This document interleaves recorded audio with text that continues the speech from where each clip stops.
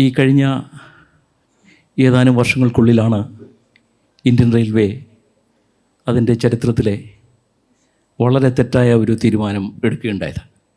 Social മീഡിയയിൽ വ്യാപരിക്കുന്ന നിറഞ്ഞു നിൽക്കുന്ന ആളുകൾ പോലും പ്രിൻ്റഡ് മാധ്യമത്തിലേക്ക് വന്നു കഴിഞ്ഞു. എന്നാൽ ഈ സോഷ്യൽ മീഡിയ പ്രിൻ്റഡ് മാധ്യമത്തെ വളർത്തുന്നതിന് വലിയ സഹായമുണ്ടായി. അങ്ങനെ ഈ സെഷൻ നമുക്ക് ആരംഭിക്കാം. ആദ്യമായി ഞാൻ വേണുഗോപാൽ മാഷിനെ ക്ഷണിക്കുകയാണ്. പ്രിയപ്പെട്ടവരെ,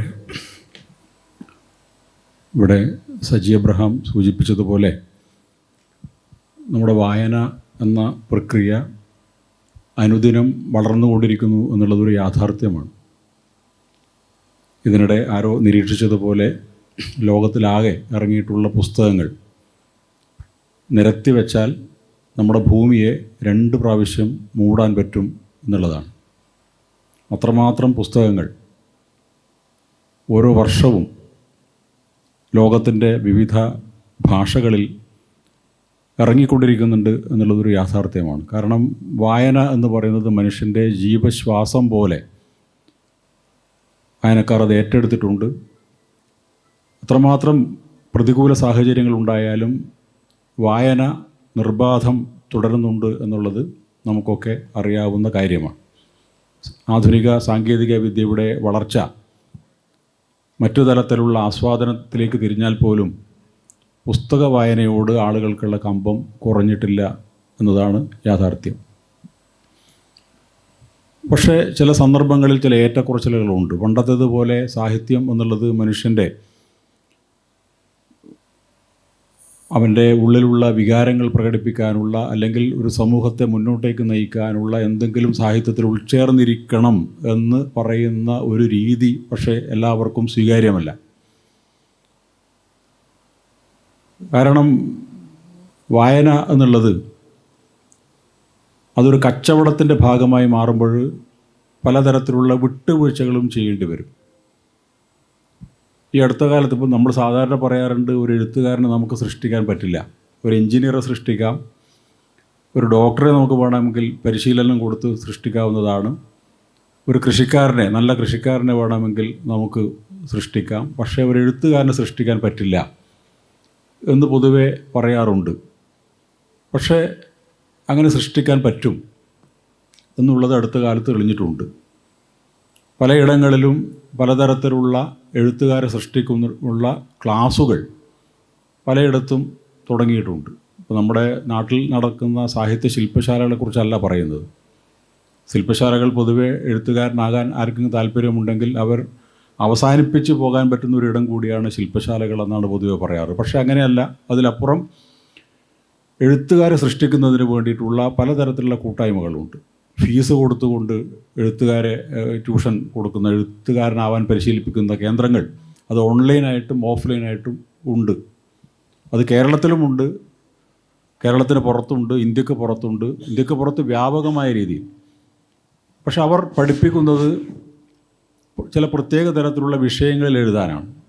മാർക്കറ്റിൻ്റെ ആവശ്യമനുസരിച്ച് എന്താണ് വായനക്കാർക്കിപ്പോൾ താല്പര്യം, ഏറ്റവും കൂടുതൽ ആളുകൾ വായിക്കുന്നത് ഏത് മേഖലയാണ് എന്ന് അവർ മുൻകൂട്ടി കണ്ടുകൊണ്ട് ആ ഒരു മേഖലയിൽ പരിശീലനം കൊടുക്കുകയാണ് ചെയ്യുന്നത്.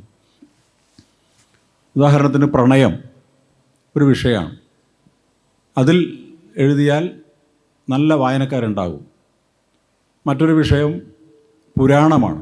പുരാണങ്ങളെ അധികരിച്ചുകൊണ്ട് ഒരുപാട് കൃതികൾ അടുത്ത കാലത്ത് വന്നിട്ടുണ്ട്. ശിവനെക്കുറിച്ച്, അതുപോലെ ചില ചരിത്രത്തിലുള്ള ചില മിത്തുകൾ. ഈ മിത്തുകളെല്ലാം ആധുനികമായ രീതിയിൽ ഒരു തരത്തിലും ഏതെങ്കിലും തരത്തിലുള്ള പുതിയ ആശയം പങ്കുവെക്കാതെ അവിടെ തന്നെ നിൽക്കുന്ന തരത്തിൽ ആളുകളുടെ തരളമായ മനസ്സിനെ ഇക്കിളിപ്പെടുത്തുന്ന തരത്തിലുള്ള ചില ആഖ്യാനങ്ങൾ കൊണ്ട് ഒരുപാട് പുരാണ കൃതികൾ പുനരാഖ്യാനം ചെയ്തിട്ട് അടുത്ത കാലത്തുണ്ടായിട്ടുണ്ട്. അപ്പോൾ അതൊരു മാർക്കറ്റിൽ നല്ല ഒരു സ്പേസാണ്. മറ്റൊന്ന് ക്രൈം ത്രില്ലറുകളാണ്. അതിന് നല്ല സ്പേസാണ്. അതുപോലെ സയൻസ് ഫിക്ഷൻ. ഇങ്ങനെയുള്ള ഒരു പ്രധാനപ്പെട്ട ചില ഇടങ്ങളിൽ മാത്രം കേന്ദ്രീകരിച്ചുകൊണ്ടാണ് ഈ പരിശീലനം നൽകുന്നത്. അങ്ങനെ പരിശീലനം നൽകിയിട്ട് ഇവരെയൊക്കെ തന്നെ എഴുത്തുകാരാക്കി മാറ്റുകയും അതിനുശേഷം അവർക്ക് വളരാൻ വേണ്ടിയിട്ട് ഈ ഓൺലൈൻ മീഡിയയിൽ ഒരു സ്പേസ് ഒരുക്കുകയും ചെയ്യും. അവർക്ക് വളരുന്നതിന് വേണ്ടിയിട്ടുള്ള ചില പരസ്യതന്ത്രങ്ങൾ അവർ തന്നെ ഉണ്ടാക്കുകയും അങ്ങനെ വളരെ പെട്ടെന്ന് തന്നെ ഇവരെന്ത് എഴുതി കഴിഞ്ഞാലും അത് വായിക്കാൻ ഒരുപാട് ആളുകൾ, ഇപ്പം പുരാണങ്ങളെക്കുറിച്ചാണ് എഴുതുന്നതെങ്കിൽ ആ പുരാണം വായിക്കുന്ന ഒരു ഒരു ഒരു ഒരു ഗ്രൂപ്പിനെ ആദ്യം സൃഷ്ടിക്കുക, ഒരു പ്രത്യേക ഗ്രൂപ്പിനെ സൃഷ്ടിക്കുക, അല്ലെങ്കിൽ പ്രണയമാണെങ്കിൽ ആ പ്രണയം ഇഷ്ടപ്പെടുന്ന ഒരു ഗ്രൂപ്പിനെ സൃഷ്ടിക്കുകയും അതിലേക്ക് ആദ്യം തന്നെ ഈ കൃതികൾ കടത്തിവിടുകയും അങ്ങനെ നല്ലൊരു പ്രചാരം കൊടുക്കുന്ന തരത്തിലുള്ള ഒരു പുതിയ ഒരു സാഹിത്യ തന്ത്രം അത് ലോകത്തെമ്പാടും രൂപപ്പെട്ടിട്ടുണ്ട്, മലയാളത്തിലും രൂപപ്പെട്ടിട്ടുണ്ട്. ഇത് ശരിയാണോ തെറ്റാണോ എന്നൊന്നും പറയാൻ പറ്റില്ല. ഇതുകൊണ്ട് സാഹിത്യത്തിന് എന്താണ് ഗുണം എന്ന് ചോദിച്ചു കഴിഞ്ഞാൽ അതിനൊന്നും ഉത്തരവില്ല. ഈ എളുപ്പത്തിൽ ദഹിക്കുന്ന അല്ലെങ്കിൽ ആളുകളുടെ തരള ഹൃദയത്തെ കിളിപ്പെടുത്തുന്ന തരത്തിലുള്ള അല്ലെങ്കിൽ കേവലമായ ഒരു വികാരം ശമിപ്പിക്കുന്നതിന് വേണ്ടിയിട്ടുള്ള ചില പുസ്തകങ്ങൾ അത് പുതിയ കാലത്ത് മാത്രമല്ല പണ്ട് കാലത്ത് ഉണ്ടായിട്ടുണ്ട്. പണ്ട് കാലത്ത് ഇപ്പോൾ കഥാ നോവൽ തുടങ്ങിയ സാഹിത്യ സൃഷ്ടി ഉണ്ടായത് തന്നെ വാസ്തവത്തിൽ ഈ പദ്യം വായിച്ചിട്ട് ആളുകൾക്ക് മനസ്സിലാകാത്തത് കൊണ്ട് ആയിരിക്കാം ഒരുപക്ഷെ ഈ ഗദ്യം വന്നിട്ടുണ്ടാവുക. ആദ്യകാലത്ത് ഈ പദ്യം മാത്രമാണ് സാഹിത്യം, കവിത മാത്രമാണ് സാഹിത്യം. ഒരു 100-130 കൊല്ലം മാത്രമേ ആയിട്ടുള്ളൂ നമ്മുടെ മലയാളത്തിൽ നോവൽ കഥ എന്ന സാഹിത്യശാഖ രൂപം കൊണ്ടിട്ട്. അതുതന്നെ വിപണിയുടെ തന്ത്രമായിട്ടാണ് എന്നാണ് എനിക്ക് തോന്നുന്നത്. കാരണം ആളുകൾക്ക് പെട്ടെന്ന് വാങ്ങാനും വായിക്കാനും പറ്റുന്ന തരത്തിലുള്ള ചില കൃതികൾ, ഇംഗ്ലീഷ് നോവൽ മാതിരി എന്നാണ് ഇന്ദുലേഖയുടെ ആമുഖത്തിൽ പറഞ്ഞിട്ടുള്ളത്. എന്ന് പറഞ്ഞാൽ അനുകരണം വിദേശങ്ങളിലൊക്കെ തന്നെ വ്യാപകമായ രീതിയിൽ വിറ്റഴിക്കപ്പെടുന്ന ചില പുസ്തകങ്ങൾ നമ്മുടെ മലയാളത്തിലും ഉണ്ടാകണം എന്നുള്ളത് കൊണ്ട് ചില കഥകളും നോവലുകളും ഉണ്ടായി എന്നുള്ളതാണ് യാഥാർത്ഥ്യം. മറിച്ച് ഏതെങ്കിലും തരത്തിലുള്ള നമ്മുടെ കേരളത്തെ അങ്ങോട്ട് മാറ്റിക്കളയാം എൻ്റെ സാഹിത്യ സൃഷ്ടി കൊണ്ട് എന്നൊക്കെയുള്ള ഒരു മുൻധാരണ കൊണ്ട് എഴുതപ്പെട്ട ഉണ്ടായ ഒരു സാഹിത്യശാഖയല്ല നോവലും കഥയും. അത് ആളുകളെ വായിച്ച് രസിപ്പിക്കുന്നതിന് പിന്നീട് തകഴിയെ പോലുള്ള ആളുകൾ, കേശവദേവിനെ പോലുള്ള ആളുകൾ, ബഷീറിനെ പോലുള്ള ആളുകൾ അത് മറ്റൊരു തരത്തിലേക്ക് മാറ്റിമറിക്കുകയും അത് വലിയ ഒരു ഒരു ഒരു സമൂഹത്തിൽ മുന്നോട്ടേക്കുള്ളൊരു ചാലകശക്തിയായിട്ട് സാഹിത്യം മാറുകയും ചെയ്തു. ആ സമയത്തും സമാന്തരമായിട്ട് നിരവധി പൈങ്കിളി കൃതികൾ ഉണ്ടായിരുന്നു. ഇപ്പം തകഴിയും ദേവും ബഷീറും ഒക്കെ എഴുതുന്ന സമയത്ത് തന്നെ അവരെക്കാൾ കൂടുതൽ വിറ്റഴിഞ്ഞ പുസ്തകങ്ങളാണ് മുട്ടത്ത് വർക്കിയുടേത്. ഒരുപാട് എഡിഷനുകളൊക്കെ ഉണ്ടാവുകയാണ്. പല ആനുകാലികങ്ങളിലും അവരുടെയൊക്കെ കൃതികൾ വരികയാണ്. അതുപോലെ എം.ടിയും മാധവിക്കുട്ടിയും ഒക്കെ എഴുതുന്ന കാലത്ത് തന്നെയാണ് കാനം ഈജയെ പോലുള്ള ആളുകൾ ഒരുപാട് സാഹിത്യ സൃഷ്ടികൾ കൊണ്ട് വന്നത്. പിന്നീട് ആധുനിക എഴുത്തുകാർ വന്ന സമയത്താണ് മല്ലിക യൂനിസ്, CV നിർമ്മല, ജോയ്സി എന്നൊക്കെ പറയുന്ന ഈ അടുത്ത കാലത്ത് പ്രസിദ്ധരായിട്ടുള്ള നിരവധി പൈങ്കിളി എഴുത്തുകാർ. അവർ പൈങ്കിളി എന്ന് പറഞ്ഞ് ആക്ഷേപിക്കുകയല്ല ചെയ്യുന്നത്, അവരും എഴുത്തുകാരാണ്. അവരുടെ സൃഷ്ടികളും ആളുകൾ വായിക്കണം, വായിക്കപ്പെടുന്നുണ്ട്. അതൊരു യാഥാർത്ഥ്യമാണ്. അതെന്തെങ്കിലും ഒരു സാഹിത്യത്തിന് എന്തെങ്കിലും ഒരു വലിയ ദോഷം ചെയ്യുമെന്ന അഭിപ്രായമൊന്നും എന്നെ സംബന്ധിച്ചിടത്തോളം ഇല്ല. അത് വേണ്ടതാണ്. കാരണം ഒരാളെ വായനയിലേക്ക് അടുപ്പിക്കുക എന്നുള്ളതും പ്രധാനപ്പെട്ടൊരു കാര്യമാണ്. വായിച്ചതിന് ശേഷം എന്തെങ്കിലും ഉൾക്കാഴ്ച പകരുന്നുണ്ടോ എന്നുള്ളത് രണ്ടാമത്തെ കാര്യമാണ്. ആദ്യം വായിക്കുക എന്നുള്ളതാണ് പ്രധാനം. പല എഴുത്തുകാരും പല വായനക്കാരും ആദ്യമായിട്ട് ഏറ്റവും വലിയ ഗഹനമായ സാഹിത്യം വായിച്ചിട്ടൊന്നുമല്ല വായനയുടെ രംഗത്തേക്ക് കടന്നു വന്നത്. അക്കാലത്ത് ഏറ്റവും കൂടുതൽ ജനപ്രിയ നോവലുകളും കഥകളും ഒക്കെ വായിച്ചിട്ടാണ് വായന എന്ന് പറയുന്ന പ്രക്രിയയിലേക്ക് വന്നത്. പിന്നീട് അതിനെ അരികിലേക്കാക്കുകയും ഗൗരവമുള്ള വായന തേടിപ്പിടിക്കുകയാണ് വാസ്തവത്തിൽ ചെയ്തിട്ടുള്ളത്. അതൊരു വായനയുടെ ഒരു രീതിയാണ്. അത് എല്ലാ കാലത്തും ഉണ്ടായിട്ടുണ്ട്. എല്ലാ കാലത്തും അത്തരത്തിലുള്ള സൃഷ്ടികൾ ഉണ്ടാകണം എന്ന് തന്നെയാണ് എൻ്റെ ഒരു വ്യക്തിപരമായ അഭിപ്രായം. പക്ഷേ അതിലപ്പുറം ചില ഈ നമ്മൾ ഇന്നേ വരെ നേടിയെടുത്തിട്ടുള്ള ഈ സാഹിത്യത്തെ അട്ടിമറിക്കുന്ന ചില പ്രവണതകൾ ഉണ്ടായിട്ടുണ്ട്. അത് ലോകത്തെമ്പാടും ഉണ്ടായിട്ടുണ്ട്, ഇന്ത്യയിലുണ്ടായിട്ടുണ്ട്, നമ്മുടെ മലയാളത്തിലും ഉണ്ടായിട്ടുണ്ട്. അത് ഇത്രയും നാൾ നമ്മൾ ആർജിച്ചെടുത്തൊരു ഭാവുകത്വമുണ്ട്. അതിനെ അട്ടിമറിക്കുന്ന രീതിയിലുള്ള ചില സാഹിത്യ സൃഷ്ടികൾക്ക് വലിയ ഒരു മേൽക്കൈ നേടുന്ന ഒരു രീതി ഉണ്ടായിട്ടുണ്ട്. പ്രത്യേകിച്ച് നമ്മുടെ അനുഭവാഖ്യാനങ്ങളാണ്. അനുഭവാഖ്യാനങ്ങൾ മോശപ്പെട്ട കാര്യമൊന്നുമല്ല. ആത്മകഥയായാലും ജീവചരിത്രമായാലും അതുപോലെ കേട്ടെഴുത്തായാലും ഇൻ്റർവ്യൂ മുഖാമുഖങ്ങളായാലും ഇതൊക്കെ പണ്ട് കാലത്ത് ഉണ്ടായിട്ടുണ്ട്. പക്ഷേ ഈ അടുത്ത കാലത്ത് ഈ സാഹിത്യത്തിന് മേലെ ഈ അനുഭവാഖ്യാനങ്ങൾ വന്ന് മൂടുന്ന ഒരവസ്ഥ ഉണ്ടായിട്ടുണ്ട്. ഇനി നിങ്ങളുടെ സാഹിത്യം വായിക്കാനൊന്നും ആളുകൾ വരില്ല, നിങ്ങളുടെ കഥകളും നോവലുകളൊക്കെ വായിച്ച് വളച്ചു കെട്ടി പറയുന്ന ഭാഷയോടൊന്നും ആളുകൾക്ക് താല്പര്യമില്ല. മറിച്ച് ഒരു അനുഭവം നേർക്ക് നേർക്ക് പറയുക. അപ്പോൾ അനുഭവം പറയുന്ന പല തരത്തിൽ ഇപ്പോൾ കേരളത്തിൽ പോലും ഉണ്ടായിട്ടുണ്ടെന്നാണ് കേട്ടത്. പല ലൈബ്രറികളും ഉണ്ട് എന്ന് കേൾക്കുന്നുണ്ട്. അനുഭവങ്ങൾ നേരിട്ട്, പുസ്തകത്തിൻ്റെ ആവശ്യമില്ല. ആളുകൾ ലൈബ്രറിയിൽ പോകുന്നത് പോലെ ഈ അനുഭവങ്ങൾ കേൾക്കുന്നതിന് വേണ്ടിയിട്ട് ചില ആളുകളെ അതിനായിട്ട് ലൈബ്രറിയിലെ പുസ്തകത്തിന് പകരം ഒരുപാട് അനുഭവങ്ങളുള്ള വ്യക്തികളുണ്ടാവും. നമുക്കവിടെ പോകാം, അവരെ പുസ്തകങ്ങൾ എടുക്കുന്നത് പോലെ അവരെ നമുക്ക് വാങ്ങാം. വാങ്ങിയിട്ട് ഒരു ക്യാബിനിൽ പോയിട്ട് മുഖാമുഖം ഇരുന്നു കൊണ്ട് ഒരു പുസ്തകത്തിൽ നിന്ന് നമുക്ക് ലഭിക്കുന്നത് പോലെ അവരിൽ നിന്ന് കിട്ടുന്ന ഒരുപാട് അനുഭവങ്ങൾ, അവരൊരുപാട് കാര്യങ്ങൾ പറയും. ആ പറയുന്നതൊക്കെ കേട്ട് പുസ്തകം എന്ന് പറയുന്ന മീഡിയ ഇല്ലാതെ തന്നെ അനുഭവങ്ങൾ കേട്ട് മനസ്സിലാക്കുന്ന ഒരു തരത്തിലുള്ള ഒരു വായന, അനുഭവങ്ങളെ നേരിട്ട് വായിക്കുന്ന ഒരു പ്രവണത ലോകത്ത് പലയിടത്തും ഉണ്ടായിട്ടുണ്ട്, നമ്മുടെ നാട്ടിലും ഉണ്ടായിട്ടുണ്ട്. അതൊരു മറ്റൊരു രീതിയാണ്. പക്ഷേ എത്രമാത്രം സത്യസന്ധമാണ് ഈ അനുഭവം എന്നുള്ളതാണ് പ്രധാനം.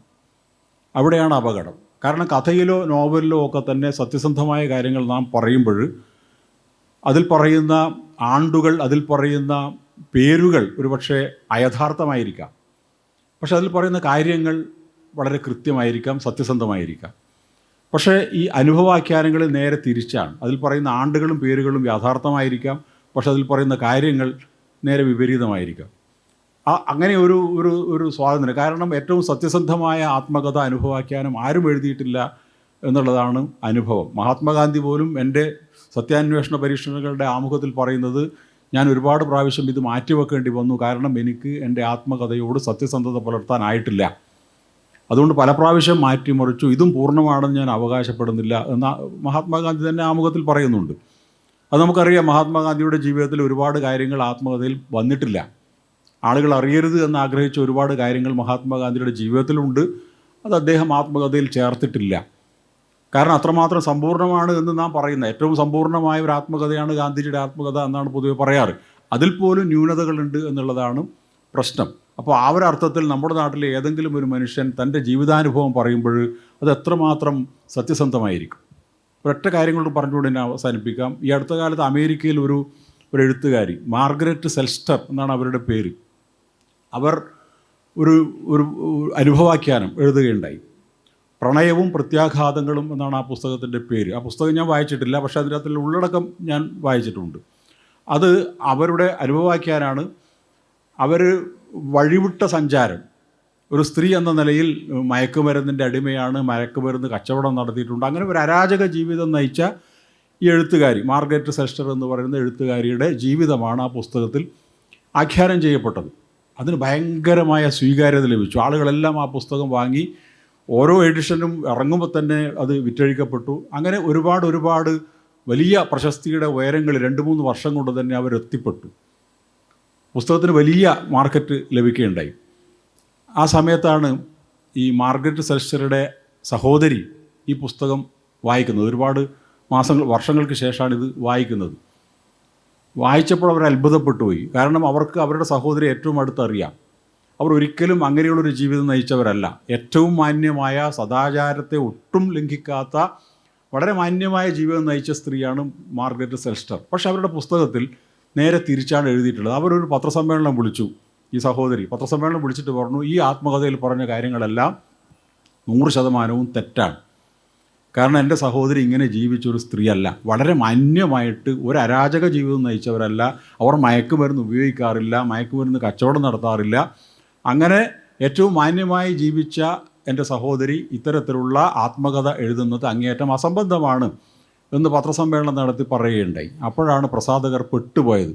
ആളുകളെല്ലാം തന്നെ, ഈ വായനക്കാരെല്ലാം തന്നെ, പുസ്തകം വാങ്ങിപ്പോയ ആളുകളെല്ലാം തന്നെ ഈ പ്രസാധനശാലയിലേക്ക് മാർച്ച് ചെയ്തു.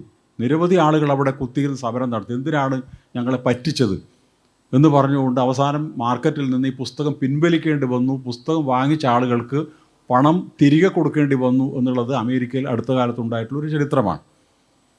ഇത് ആത്മകഥയുടെ ഒരു തട്ടിപ്പ് വെളിപ്പെടുന്ന ഒരു സന്ദർഭമാണ്. പക്ഷേ അവിടെ ഇങ്ങനൊരു ഓഡിറ്റിംഗ് ഉണ്ടായിരുന്നു എന്നുള്ളതാണ് കാര്യം. പക്ഷെ നമ്മുടെ മലയാളത്തിലാണെങ്കിൽ ഇങ്ങനൊരു ഓഡിറ്റിംഗ് ഇല്ല.